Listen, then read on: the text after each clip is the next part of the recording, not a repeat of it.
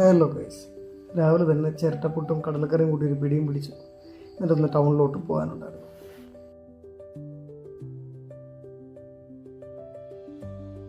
ഈ കാണുന്നതാണ് തിരുവല്ലയിലെ പ്രശസ്തമായിട്ടുള്ള ശ്രീവല്ലഭ ക്ഷേത്രം.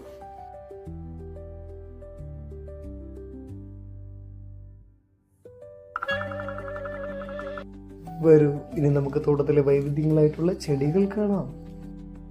ഇതാ കാണൂ തെറ്റിപ്പൂ, ശംഖുപുഷ്പം, മണ്ടയ്ക്ക് കാണുന്നു റോസ്. ഇനി അങ്ങോട്ട് പലതരത്തിലുള്ള ചെമ്പരത്തി പൂക്കളാണ്.